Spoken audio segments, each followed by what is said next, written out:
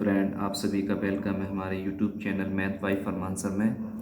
आज के इस वीडियो लेक्चर में हम चैप्टर नंबर 3 दो चर वाले रैखिक समीकरण pair of liner equation in two variables के क्वेश्चन करने जा रहे हैं।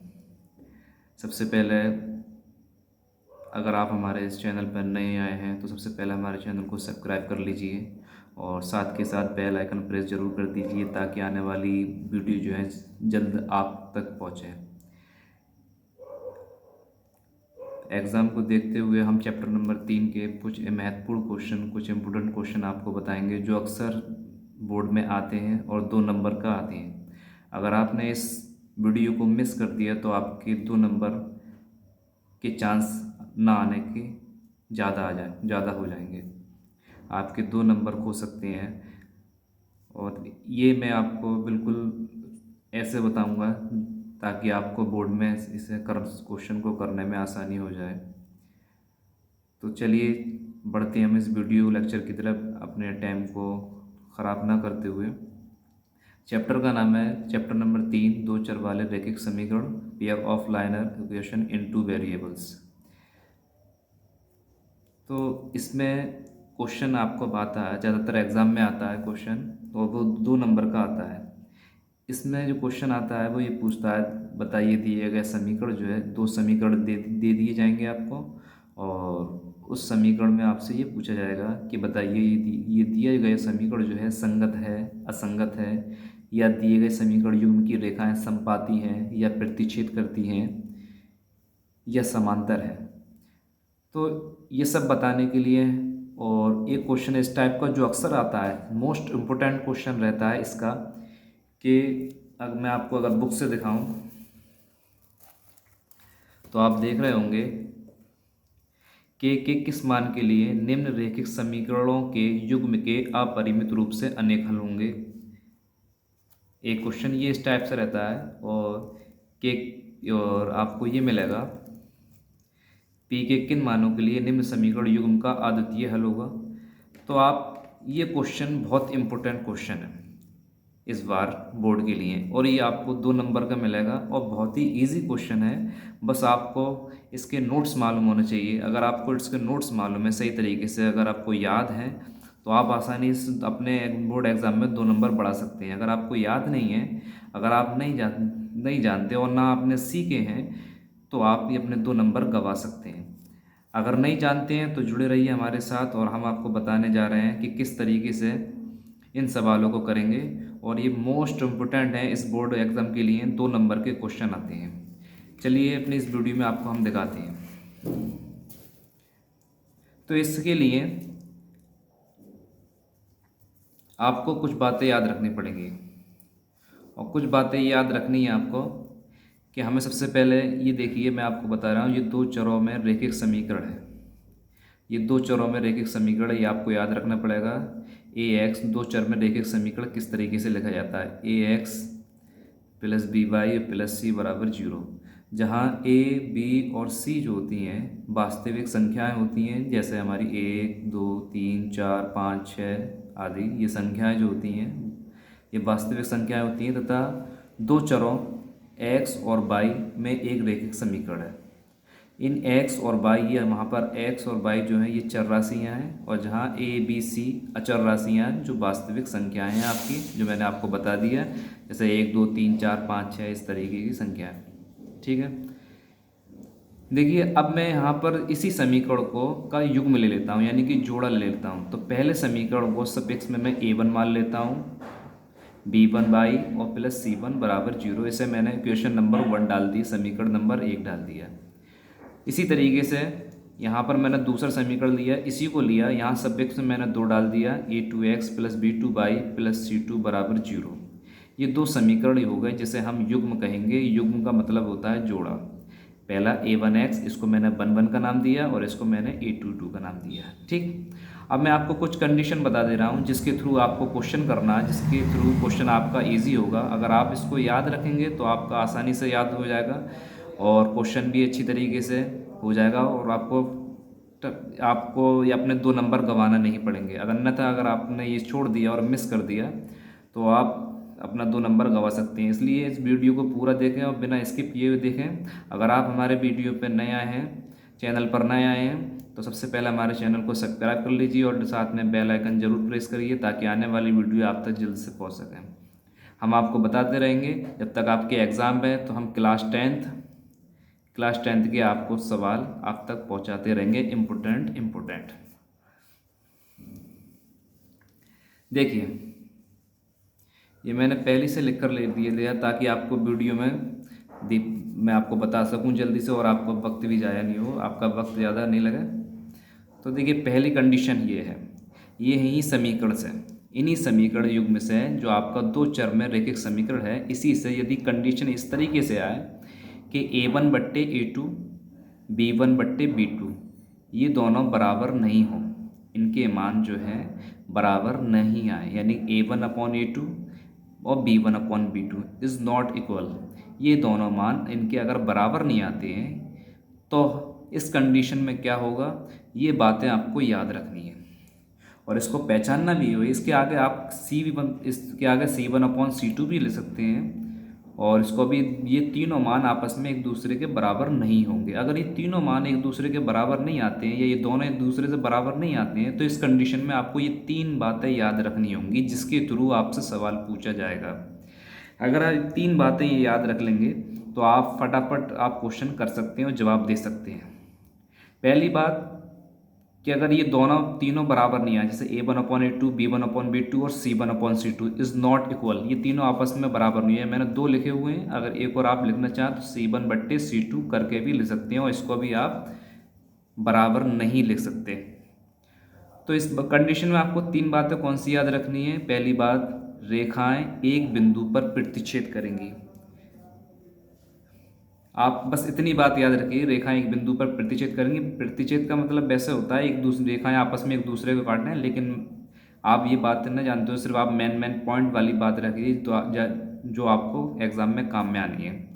तो पहली बात क्या याद कर रखनी है कि रेखाएं एक बिंदु पर प्रतिच्छेद करेंगी। अगर ये कंडीशन हो, अगर ये मान बराबर ना आए, मैं आपको सवाल करके भी बताऊँगा एग्जाम्पल में कि अगर ये बराबर नहीं आया तो हम कह सकते हैं कि रेखाएं एक बिंदु पर प्रतिच्छेद करेंगी। क्वेश्चन आपसे पूछ लिया जाएगा, आपसे 2 समीकरण दे दी जाएंगे और पूछेगा कि बताइए कि ये रेखाएं एक समीकरण युग्म की रेखाएं एक बिंदु पर प्रतिच्छेद करेंगी, ये समांतर होंगी या समपाती होंगी। तो आप बता देंगे, अगर इस तरीके से इनके मान अगर बराबर नहीं आ रहे हैं तो आप बता देंगे प्रतिच्छेद करेंगी। आप एक और बात बता सकते हैं, वो दूसरी बात ये है कि दिए गए समीकरण युग्म का अद्वितीय हल होगा। तो आप ये भी बता सकते हैं, आपसे ये भी पूछ सकता है। तीसरी बात ये याद रखनी है कि दिया गया समीकरण युग्म संगत होगा। आपसे सवाल में ये भी पूछ सकता है कि बताइए ये समीकरण युग्म जो है संगत होगा या असंगत होगा। दो बातों में से आपको एक का जवाब देना है। तो आप जब भी बता पाएंगे जब आप ये कंडीशन निकाल लेंगे। आपको समझ में आ रहा होगा। अगर नहीं समझ में आए तो आप कमेंट करके दोबारा पूछ सकते हैं।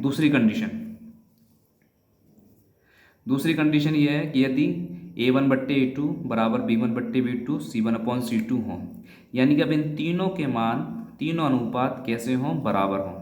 अगर तीनों अनुपात अगर बराबर होते हैं तब क्या होता है, आपको समझ में आ रहा होगा, आपने क्लास में पढ़ भी लिया होगा। मैं आपको बस एक तरीके से रिवाइज करा रहा हूँ ताकि आप अच्छे से इसको समझ लें।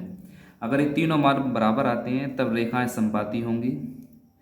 मैंने आपको बताया था पहले वाले में कि आपको किस तरीके से क्वेश्चन पूछ सकता है। आपको समीकरण युग्म दे देगा, 2 समीकरण दे देगा, पूछेगा इसमें बताइए कि रेखाएं प्रतिच्छेद करेंगी या समपाती होंगी, एक और रेखा समांतर होंगी। तो आपको इन्हीं कंडीशन निकालने के बाद अगर इनके मान बराबर आते हैं तो आप बता देंगे समपाती होंगी।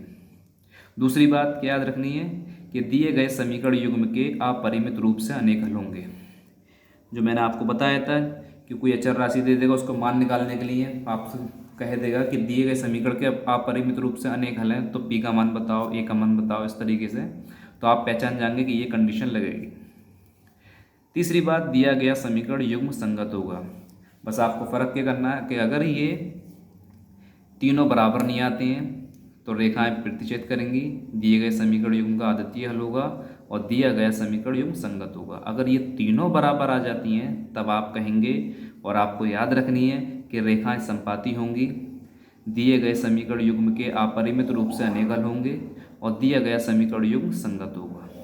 आपको इसको अच्छी तरीके से पढ़ लेना है, ठीक है। अब मैं आपको तीसरी कंडीशन बता देता हूँ कि तीसरी कंडीशन क्या है। तीसरी कंडीशन बच्चों ये है कि यदि A1/A2 बराबर B1/B2 और C1/C2 it is not equal, यानी कि दो अनुपात अगर बराबर हों, अगर दो अनुपात बराबर हैं और तीसरा बराबर ना हो, तब ये कंडीशन लागू होती है कि रेखाएं समांतर होंगी, दिए गए समीकरण युग्म का कोई हल नहीं होगा और दिया गया समीकरण युग्म असंगत होगा। ये तीन बातें आपको याद रख लेनी हैं। अगर आप तीन बातें याद रखते हैं तो आपको क्वेश्चन करना बहुत इजी हो जाएगा और आप बता भी देंगे, और 2 नंबर का सवाल आप यूं चुटकियों में कर सकते हैं अगर आपको ये बातें याद रहेंगी। अगर नहीं याद है तो याद कर लीजिए, ये आपके रिवाइज में मैं आपको दे रहा हूँ। तो आपको समझ में आ गया होगा पहली कंडीशन मैंने क्या बताई, फिर दोबारा सुन लीजिए। पहली कंडीशन तो आपको सबसे पहले याद रखना है कि दो चर में रैखिक समीकरण होता क्या है। तो दो चर में रैखिक समीकरण ये रहा, ax + by + c, ये दो चर में रैखिक समीकरण होता है, ये आपको याद कर लेना है बराबर 0 के। क्लियर है। जहाँ a b c आपकी अचर राशियाँ हैं जिसे हम वास्तविक संख्याएं कहते हैं, जैसे 1 2 3 4 5 ये हमारी वास्तविक संख्याएं होती हैं, और आपका x और y ये आपकी चर राशियाँ हैं। इस वजह से ये चर राशि कितनी हो गई, 1 2, इन दो हो गई, तो इसी वजह से हम कहते हैं ना दो चर वाला रैखिक समीकरण। अगर हम इसका युग्म बनाएं, युग्म का मतलब अगर इसका हम जोड़ा बनाएं, तो देखिए जोड़ा कैसे बनाएंगे। तो पहले समीकरण को हमने 1 का सफिक्स दे दिया और दूसरे को 2 का सफिक्स दे दिया। अब यहाँ से हम कंडीशन लागू करते हैं, फिर दोबारा समझ लीजिए आप ध्यान से। अगर ये पहली कंडीशन, अगर इन दोनों का A1/A2 B1/B2 अगर चाहो आप तो C1/C2 इज़ नॉट इक्वल, अगर ये तीनों बराबर नहीं आए तब आपको तीन बातें याद रख लेनी है। वो क्या याद रखनी है कि रेखाएं एक बिंदु पर प्रतिच्छेद करेंगी, दिए गए समीकरण युग्म का आद्वितीय हल होगा और दिया गया समीकरण युग्म संगत होगा। ठीक। अगर दूसरी कंडीशन, अगर ये तीनों अनुपात अगर बराबर आ जाते हैं तब आपको ये बात याद रखनी पड़ेगी, तीन रेखाएं संपाती होंगी, दिए गए समीकरण युग्म के अपरिमित रूप से अनेक हल होंगे और दिए गए समीकरण युग्म संगत होगा। अगर ये दो अनुपात आपके बराबर आते हैं और तीसरा अनुपात बराबर नहीं आता तो आपको ये तीन बातें याद रखना पड़ेंगी। रेखाएं समांतर होंगी, दिए गए समीकरण युग्म का कोई हल नहीं होगा, दिए गए समीकरण युग्म असंगत होगा। ठीक, ये आपको याद रखनी है। तो आप अच्छी तरीके से इसको वीडियो को पॉज करके आप इसका स्क्रीनशॉट ले सकते हैं ताकि आप याद कर सकें, और आप कॉपी में भी ले सकते हैं आपको नोट्स बदौर, ताकि आप अच्छी तरीके से इसको पढ़ सकें। तो ये बातें याद रखनी पड़ेंगी आपको, और आपको ये तीन बातें जरूर याद रखना पड़ेंगी। अगर तीन बातें हैं तो आप तभी ये कंडीशन तीनों अप्लाई कर पाएंगे। चलिए मैं आपको सवाल और बता देता हूँ ताकि आपको और अच्छे से समझ में आ जाए। आप इसका स्क्रीनशॉट ले लीजिए। ठीक, चलिए मैं आपको अब सवाल की तरफ ले लेता हूँ।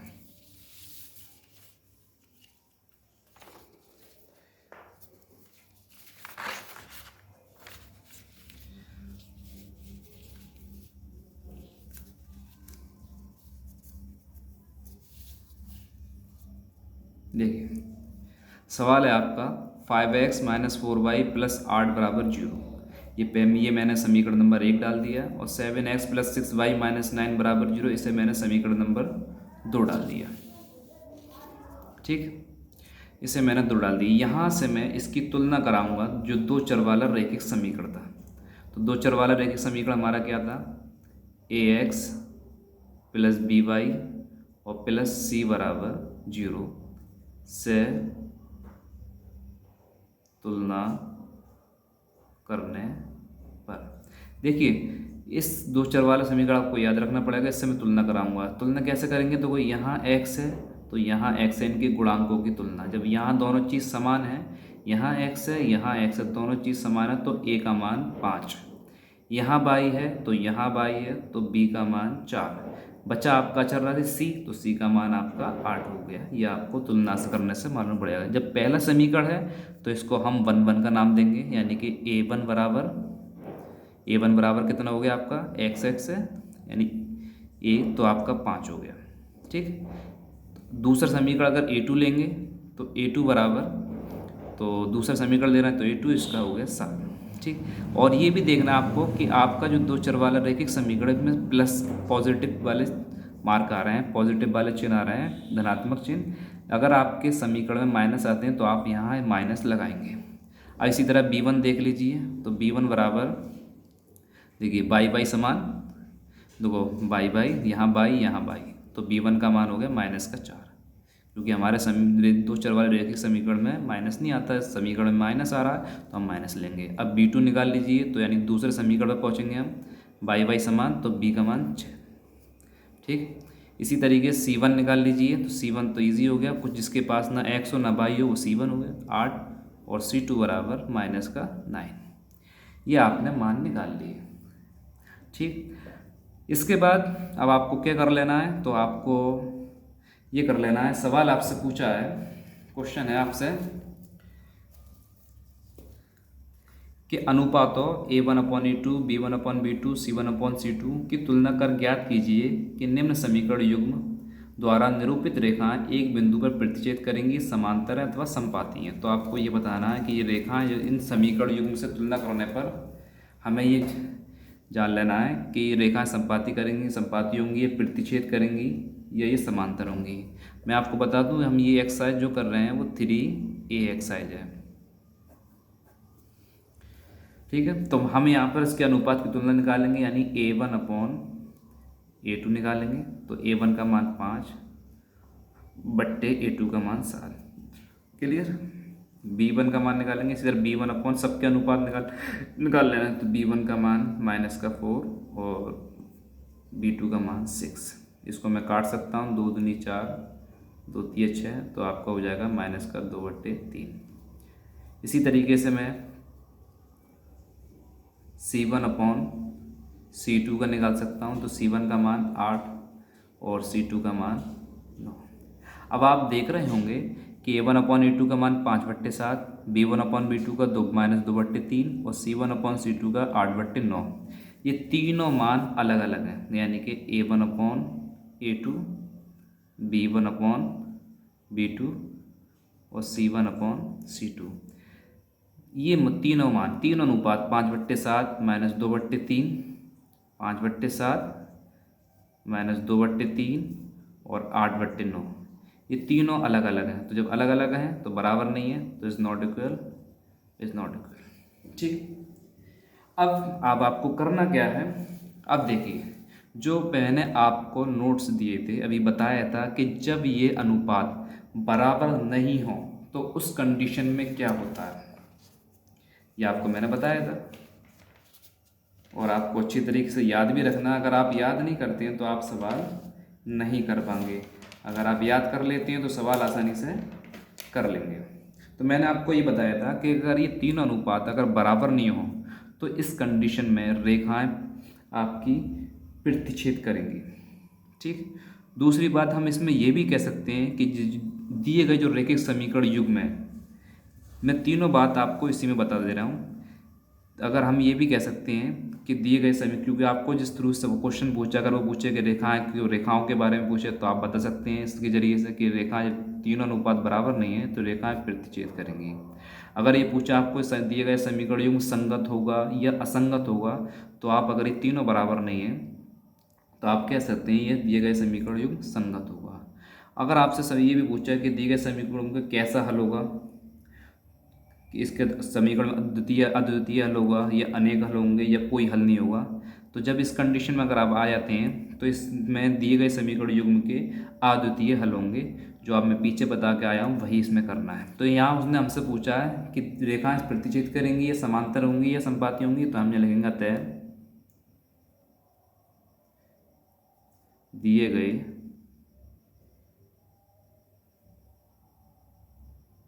समीकरण युग्म की रेखाएं प्रतिच्छेद करेंगी, एक दूसरे को प्रतिच्छेद करेंगी। बस इतना इजी क्वेश्चन है जो आपको 2 नंबर में पूछ लिया जाएगा। कुछ नहीं, अगर आपको वो बातें याद हैं जो मैं इससे पहले बता चुका हूँ तो आप आराम से इस सवाल को कर लेंगे, वरना नहीं कर पाएंगे। ठीक है, तो आपसे इस टाइप से तो एक सवाल तो आपसे ये पूछ लिया जाएगा, ये आपके इसके, ये मान लीजिए आपके ये 50% चांस हैं इसके आने के, वरना ये बहुत कम आते हैं। लेकिन मैं अब जो आपको सवाल बताने जा रहा हूँ, लेकिन आप प्रैक्टिस के बतौर आप अपनी एक्सरसाइज से इस सवालों को कर सकते हैं, ताकि आपकी प्रैक्टिस हो जाए और आपका रिवाइज हो जाए। आपको इसी तरीके से करना है, मैंने आपको फुल तरीके से समझा दिया है। लेकिन इससे इम्पोर्टेंट सवाल जो एग्ज़ाम में अक्सर आता है और 2 नंबर का आता है, और आप अगर यही बातें अगर याद करते हैं तो आपको वो सवाल, उस सवाल को करने में बड़ी आसानी होगी। चलिए चलते हैं उस सवाल की तरफ, देखते रहिए।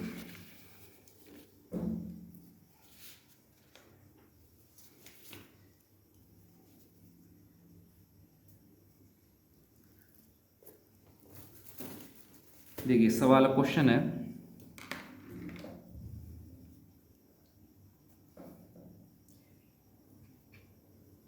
पी के किन मानों के लिए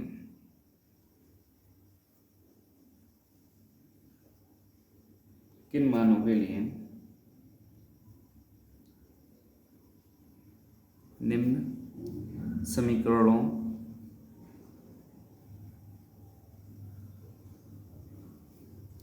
के युग्म का एक अद्वितीय हल है। अद्वितीय हल है तो समीकरण दे दिए उसने 4x प्लस पी वाई और प्लस का 8 बराबर 0। एक समीकरण ये दे दिया 2x प्लस 2y और प्लस का 2 बराबर 0।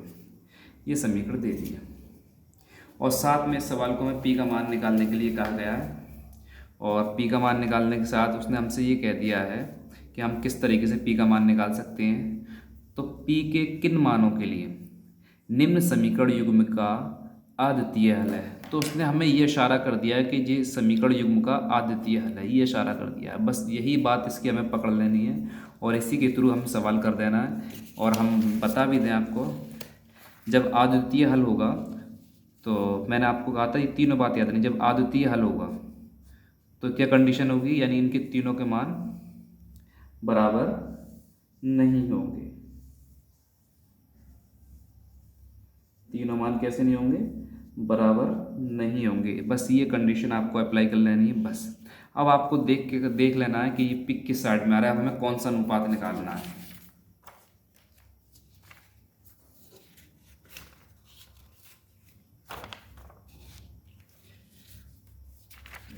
देखिए आपको पी जो आ रहा है, अगर आप तुलना करें दो चर वाले रैखिक समीकरण से, तुलना करें ए एक्स प्लस बी वाई और प्लस सी बराबर 0। अगर आप इससे तुलना करें तो आपको सब समझ में आ जाएगा कि आपको कौन सा अनुपात, देखिए पी का मान निकालना है तो पी जो आ रहा है आपको b1/b2 वाले अनुपात में आ रहा है, चाहे बीच में आ रहा है, चाहे आप a1/a2 और b1/b2 वाला अनुपात ले लें, कोई दो ले लें, आपको तीनों निकालने की ज़रूरत नहीं है, कोई दो ले लें। चलिए हम यहाँ ले लेते हैं, मान ले लीजिए आप a1 बराबर, आप निकालना सीख गए होंगे x से x, जब a1 ले रहे हैं तो पहला समीकरण, इसे समीकरण नंबर 1 डाल दो और इसे समीकरण नंबर 2 डाल दो। जब x ले रहे हैं तो a बराबर 4 1 लिया तो पहले समीकरण से, a2 लिया तो दूसरा समीकरण, और b1 लिया तो आपका p, और b2 लिया आपका 2। और हमें c1 c2 लेने की ज़रूरत नहीं है, क्यों? क्योंकि हमें सिर्फ b का मान निकालना है। b का मान आपका, चाहे आप ये दोनों शुरू के ले लो चाहे ये दोनों शुरू के ले लो, आप आसानी से निकाल सकते हैं। अब उसने हमसे ये कहा है कि समीकरण के युग्म का अद्वितीय हल है, तो हमें p का मान निकालना है। तो हम कहेंगे चूंकि समीकरण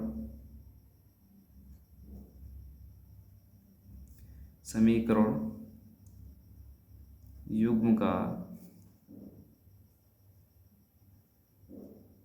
अद्वितीय हल है, इसलिए a1/a2 is not equal B1/B2। तो आपको ये कर देना है, बस आपको मान निकाल लेना है, यहाँ से मान रख देना है। तो बस कुछ नहीं करना, A1 का मान 4 है बट्टे A2 का मान 2 है, इज़ नॉट इक्वल B1 का मान P है और बट्टे B2 का मान 2 है। तो देखिए 2 से 2 आपके कैंसिल हो गए, यहाँ से काट देंगे हम, तो P इज़ नॉट इक्वल 4। तो बस आपका मान निकल आया है। आप कह सकते हैं अतः 4 के अतिरिक्त P के प्रत्येक मान के लिए दिए हुए समीकरण युग्म का अद्वितीय हल होगा। तो यहाँ इसका मतलब ये हुआ कि जब P का मान 4 के बराबर नहीं है तो आप इतनी सी बात कह सकते हैं, अतः 4 के अतिरिक्त यानी 4 के अलावा, बस 4 ही P का मान नहीं होगा, 4 के अतिरिक्त यानी 4 के अलावा P के प्रत्येक, अतः 4 के अतिरिक्त P के प्रत्येक मान के लिए दिए हुए समीकरण युग्म का अद्वितीय हल होगा। हाँ सर, तो बस आपको इतना काम कर देना है। आपको समझ में आ गया होगा कि P का मान निकलवाया था, मैंने आपको बताया था P आपका B1 और B2 के मान में आ रहा है, तो कोई दो अनुपात निकाल लेंगे। तो हमने दो अनुपात छाड़ लिए इससे तुलना करने पर।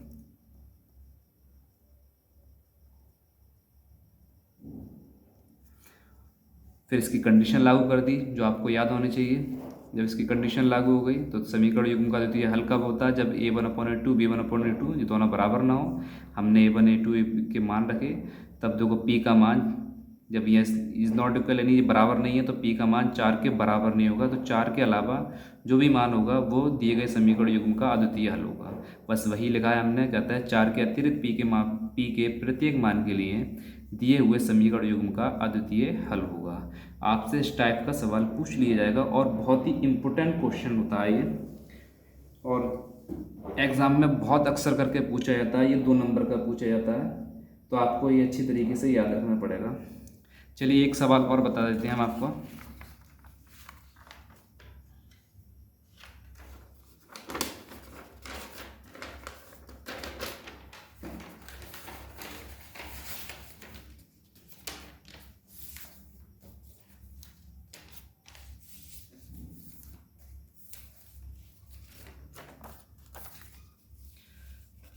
दूसरा सवाल देख लीजिए आप।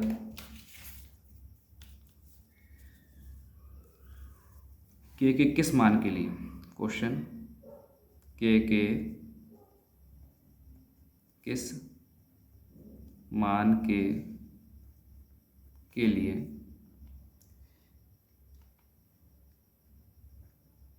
निम्न रैखिक समीकरण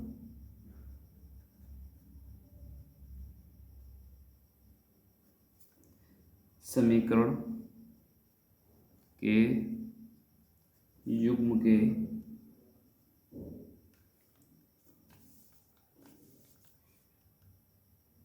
अपरिमित रूप से अनेक हल होंगे।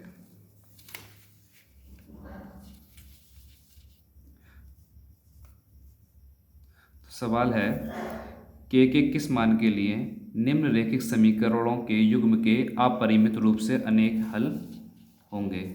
आपको समीकरण दे दिया उसने, kx 3y minus k minus का 3 बराबर 0। इसे हम समीकरण नंबर 1 नाम दे देंगे। 12x प्लस का ky माइनस का k बराबर 0 समीकरण नंबर 2। इसको हम 2 नाम दे देंगे। तो बच्चों अब आपको किस तरीके से रखना, कैसे मान निकालेंगे आप, हमें मान निकालना के का। तो के का मान निकालने के लिए हमें सिर्फ इसका सहारा लेना है, कि उसने बस बता दिया है कि समीकरण युग्म के अपरिमित रूप से अनेक हल होंगे। बस इसकी कंडीशन हमें याद होना चाहिए। अगर हमें ये कंडीशन याद है तो हम आसानी से इस सवाल का के का मान निकाल लेंगे। चलिए पढ़ते हैं इसके मान के लिए। अब जब कंडीशन क्या होती है, जब के का मान यानी कि जब समीकरण युग्म के अपरिमित रूप से अनेक हल हों, तो मैंने आपको क्या लिखाया था, देखिए दिए गए समीकरण युग्म के अपरिमित रूप से अनेक हल होंगे तब ये तीनों अनुपात कैसे होंगे, बराबर होंगे। बस आपको यही लेके चलना है। चलिए हम बढ़ते हैं, सवाल हल करते हैं अपना। चूंकि दिए गए समीकरण युग्म के अपरिमित रूप से अनेक हल हैं, इसलिए क्या कंडीशन होती है, इसलिए अब देख लीजिए, ज़रूरी नहीं है, हमने आपको बताया ज़रूरी नहीं है आप तीनों अनुपात रखें। बस आप ये देख लें कि के हमारा कहाँ मिल रहा है और किस लिए। देखो के यहाँ पर हमारा ए के साथ में भी है और इधर सी के साथ में भी है, इधर बी और सी के साथ में भी है। तो जो आपको आसान सा लगे वो आप कर लीजिए। देखिए मैं यहाँ ले लेता हूँ, यहाँ पहले कंडीशन ले लेता हूँ, इसलिए A1/A2 बराबर B1/B2 बराबर C1/C2, ये आपकी कंडीशन होती है। तो आप यहाँ से मान निकालेंगे, ए का, तो समीकरण 1 है तो A1 बराबर के, A2 बराबर 12, ठीक। फिर आप यहाँ से बी का मान निकाल लेंगे। B1 बराबर, जब B1 ले रहे हैं तो बाई का गुणांक आएगा 3, और B2 बराबर, जब आप B2 लेंगे तो आपका क्या आ गया, आप इतने ले लो बस। A1 पहला समीकरण, A1 जो होता है मैंने बताया था आपको तुलना किससे करानी है, AX प्लस BY और प्लस C बराबर 0 से तुलना कराएंगे आप। और तुलना कराने के बाद यहाँ से A1 A2 B1 B2 के मान निकाल लेंगे। के का वही तो मान निकाल रहा है, के का मान हमारे दो अनुपातों में आ गया, बाकी हम तीसरा नहीं निकाल रहे, कोई दिक्कत नहीं है, नो प्रॉब्लम। बस हमें के का मान चाहिए कि हमारा मिल ही गया, और यहाँ से सॉल्व कर लेंगे हम उसको, क्योंकि अब हमें ये कंडीशन रख देंगे A1/A2 बराबर B1/B2। यहाँ से A1 का मान रखेंगे के और A2 का मान रखेंगे 12 बराबर B1 का मान रखेंगे 3 और B2 का मान रखेंगे के। इस तरीके से आप क्रॉस मल्टीप्लाई कर दें, के का के में करेंगे आपका के स्क्वायर, ठीक, बराबर इसका आप इसमें करेंगे तो 12 गुणा 3, तो के बराबर के स्क्वायर बराबर 12 3 36। जब यहाँ से वर्ग हटेगा तो इधर करली चढ़ जाएगी, 36 हो गया। 36 किसका वर्गमूल होता है, 36 होता है आपका 6 का वर्गमूल होता है। तो आपका मान जो आएगा, वर्गमूल से कोई संख्या हटती है तो प्लस माइनस में मान आता है, यानी कि के बराबर आपका 6 पॉजिटिव भी आएगा या माइनस का 6। आपके दोनों मान निकलेंगे, ठीक। तो आप इस तरीके से आसानी से आप मान लगा सकते हैं और आप अच्छे तरीके से मान निकाल सकते हैं। तो आपका के का मान ये निकल आया, या आप